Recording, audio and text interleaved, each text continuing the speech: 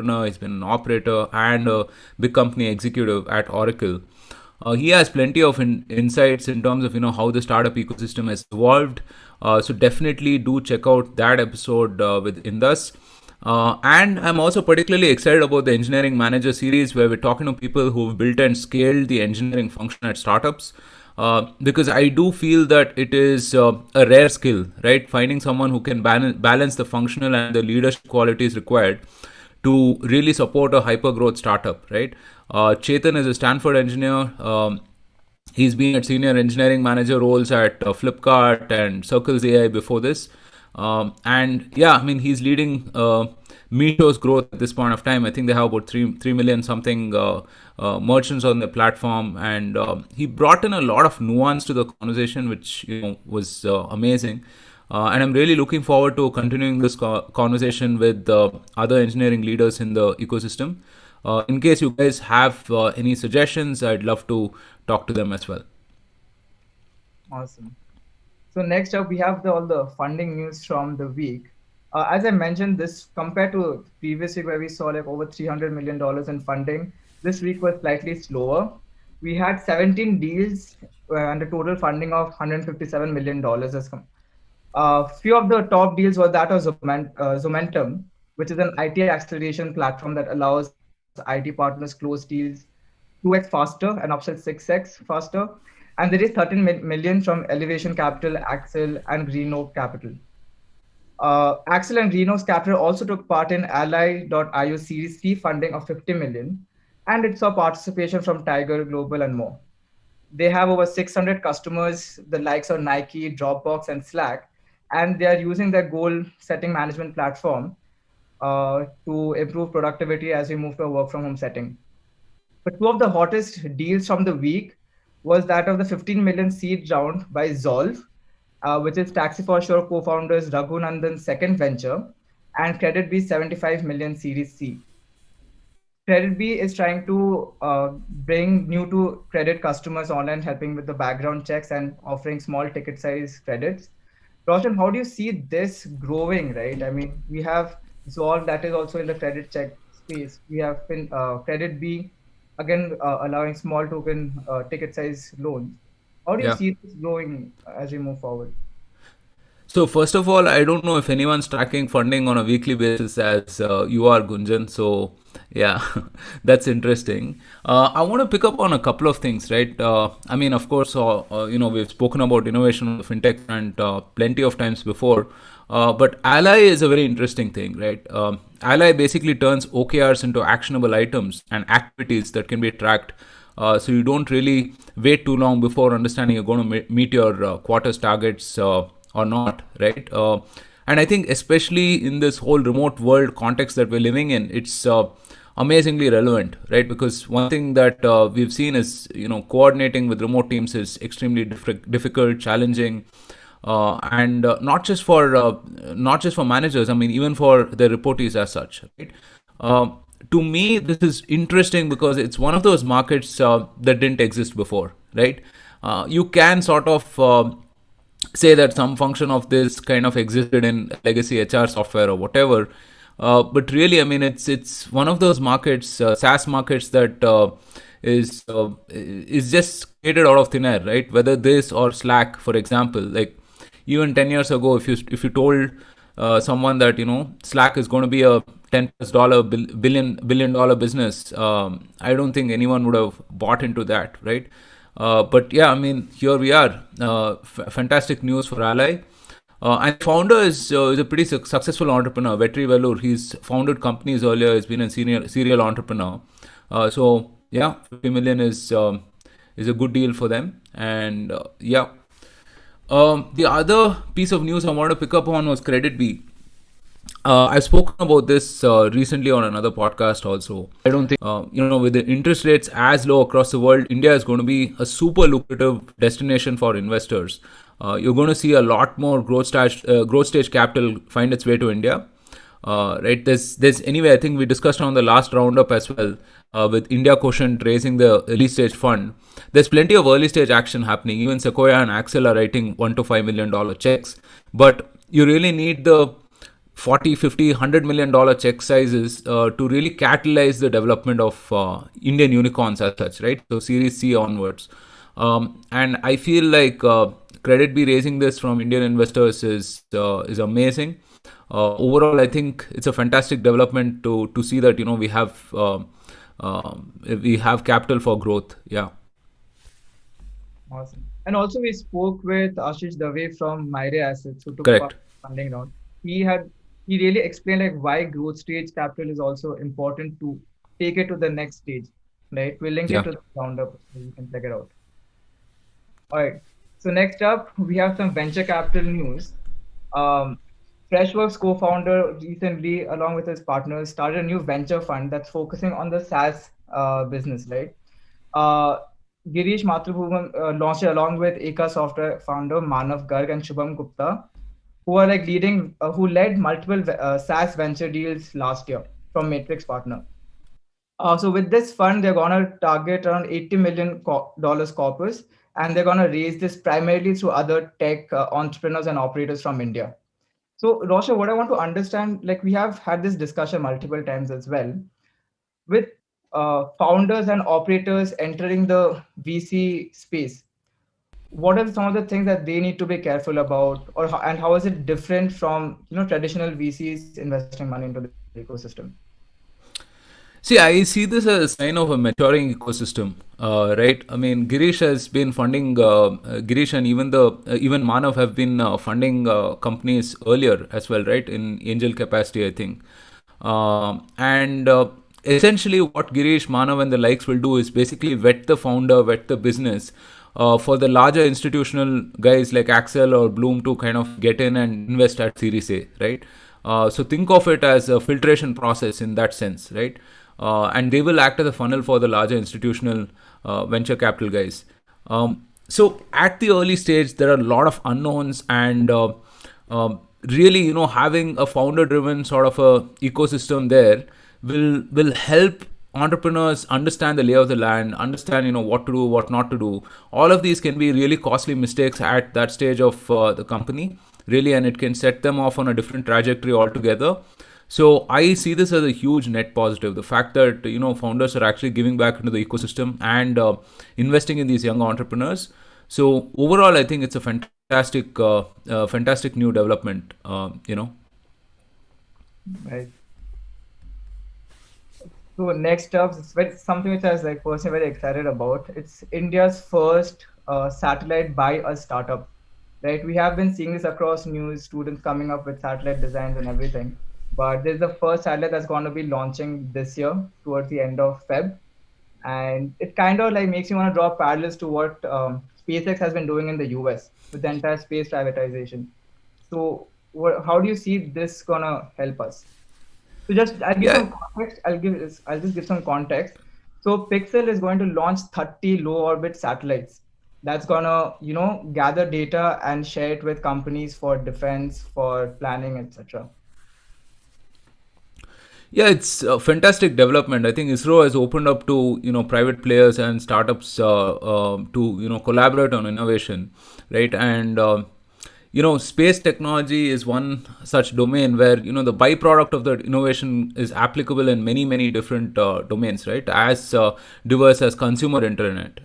So if you look at maps and satellite imagery, for example, right, the way we take it for granted today that you can go from one place to another, all of this was first developed for space and military capabilities and so on, right? Internet famously was a DARPA project, right? I see this broadly as a part of the Atmanirbhar Bharat initiative, right, where we're building local and indigenous capabilities, and we're trying to get away from some of the foreign technologies that we've been using.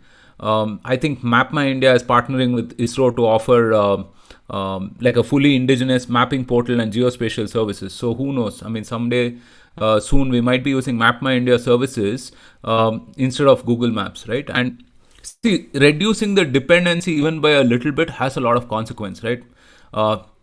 Google Maps feature, for example, the API is pretty expensive. So for any of the other startups and so on who are leveraging that, having an alternative like MapMyIndia, which is could be reasonably priced, is going to spur a lot of innovation and development. So again, a huge net positive. All the best to the Pixel team, and I hope you guys rock. Yeah, really exciting times to look at. Alright, so next up we have a merger and acquisition news in which Unacademy acquires TapChief to launch Unacademy Pro. Earlier, for folks who were there with us since the early days, we interviewed Neil Dave of TapChief, who is the head of growth, right? When we talked about like managing the supplier and the demand side of things. And it's interesting to know that they've been this acquisition has been valued at 100 crores here, 100 crore rupees valuation, and it gave all the existing investors an exit, right? So, Roshan, any take on this? Yeah, it's a fantastic outcome for Shashank and team. I think I think TapChief is probably a 10-year-old business that started in their dorm room, famously in the Bitspilani campus, right? We spoke to Neil and he spoke about the early days of the startup and how they went about building both the supply and the demand for this business as such. Now, you have to remember that, at the time at which they started, TapChief started, gig work was still a very nascent thing. It was still, I wouldn't say, I mean, it was catching on, but it was developing, right? Cut to today when, people are like fully aware of gig work and, people, especially I think the 10x types, right? The 10x engineers, the 10x marketers, and so on, right? They want to lease their services to multiple startups and want to work on multiple different ideas at the same time. I think that is going to become the norm over the next 5-10 years, especially catalyzed by this whole remote world that we're living in, right? I mean, it was funny to me. I was seeing a couple of tweets from people that I think it was in the Valley or somewhere else, where people had signed up to two companies, were working simultaneously for two or three different companies, right, at the same time. So yeah, I mean, this is going to become the norm. And I also saw this other funny tweet that said that in the end, only Unacademy and Byju's will remain, right? Which is, Unacademy in that sense is building a full platform, right? And it's building various aspects of this ecosystem together. I think it makes absolute sense for them, for sure, right?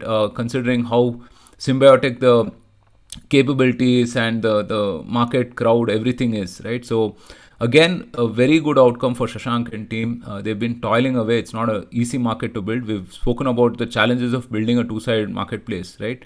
So fantastic work, Shashank. Fantastic work to Neil as well, who was the head of growth and product. Overall, I think it's a very nice thing. I think things are coming together, I feel, in the whole edtech space.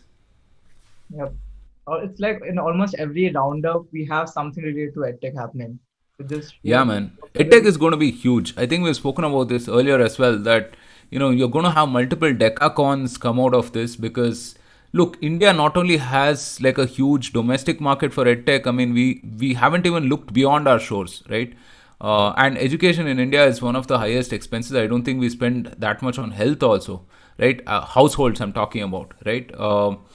So the moment we look beyond India and we look at teaching I don't know, some kids in the US or whatever, it's just the market is going to explode manifold, right?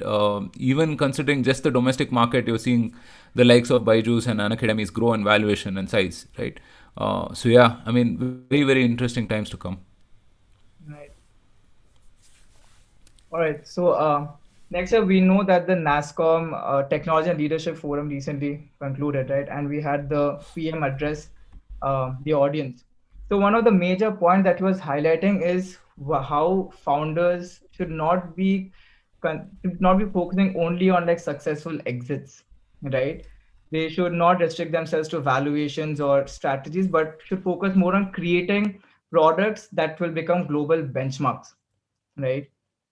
And also like it was very interesting to note, right, that even during the lockdown, the entire IT sector in India saw a net growth of 2%, right, which is not a small thing to consider considering the challenges that were there, right?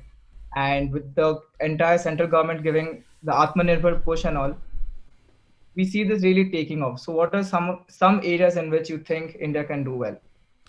See, first of all, hats off to the IT companies that were able to manage this whole remote situation so seamlessly, right? I mean, at startups, you saw how much of a challenge it was to move 200 people to remote operations, right? Now, imagine tens of thousands of people, if not a lakh, kind of a workforce moving into remote operations, multiple sort of checkpoints and stuff like that, and systems not collapsing. Seriously, like hats off to the big IT companies. In terms of process, in terms of building redundancy, and all of those things. I mean, hats off, hats off, hats off. It's just a fantastic testament to how lindy their business is, I feel, right? Because I think for the longest time, I mean, everyone's been predicting doomsday for IT services, but if you ask me, I mean, just look at the stock, right? Just look at TCS stock, just look at how Infi has done, right? And I think it's just over the next 10 years, you're just going to continue to see this kind of growth, right, from the big guys. So I was actually particularly heartened by the Prime Minister's address because, it's not often that you see a Prime Minister talking about startups, right? But this Prime Minister has been different. But still, I mean, it was little unprecedented to see the nuance that he brought in terms of, not limiting yourself to just exits, but actually building for product and innovation as such, right? Because I mean, I think for the longest time, the trope that has always existed in startups is like, ठीक है, but exit कैसे मिलेगा, right? I'm not saying that founders build startups for exits, but that's a key criteria, especially for VC backed startups, right? Because obviously, someone's putting money, they want to know how they're going to get their money back, right? So either through a strategic acquisition or some other sort, right? IPOs have not happened in India, I mean, for a variety of reasons, but exit is always a criteria. And to me, the Prime Minister asking people to look beyond exit is the sign of a bold and resurgent India, where people can dream beyond these milestones and really look at building for the world. So in that sense, I think it's totally unprecedented, and I think it's fantastic news overall. So yeah, I hope founders take heed to this and start building for the world. So the next bit of news probably what's gonna be my favorite. I think when you have all of us are catching on this whole pori ho rahi hai trend, right? And yeah, I mean, so WebEngage recently put out this tweet showcasing their growth in the past year, right? And you can just relate to them. इनकी भी party हो रही है. But on the serious side of things, what can you make of this? Is there anything more amazing in this world like an upward trending graph, man? Just look at that. It's just so amazing, right? So I think that's the number of messages being pushed through WebEngage platform. Look, I mean, WebEngage is again a fantastic business. I mean, they operate in the marketing automation space, which is super, super crowded, right? I mean, how many alternates will you get for push notifications? Probably hundreds, if not thousands, right? And to continue to grow in that sort of a business is amazing. So props to the team, and I love that founders are taking a cue from the likes of Elon Musk and becoming memers. We need that, I think, because we take ourselves too seriously, and this is just fantastic. Yeah. So good luck and awesome party. Okay. So this is one of Vembu sir's old tweet, right? But I think to what the Prime Minister had to say at the NASCOM conclave, right? I think this tweet was kind of relevant. He talks about that, hey, we should just go out there. It's okay to fail. At least we'll take back something from it, right? Elaborate on this. Yeah, I mean, this is again one of the classic Vembu sir tweets, right? Freedom to fail is essential. Sorry, what does it say? Freedom to fail is essential to be free to try. Needing to succeed is a needless burden to carry. Seriously, man. I mean, this is like at the heart of startup innovation, right? I mean, how many things you do as a startup, as a founder, will succeed, right? I mean, it's not incremental. Most of the times, what you're doing is unprecedented. So many unknowns around, and still you do it because, I mean, you're crazy to some extent. right? And B, that you know that you're invested in the process, that something will come out of it, right? And I think we need to encourage that often.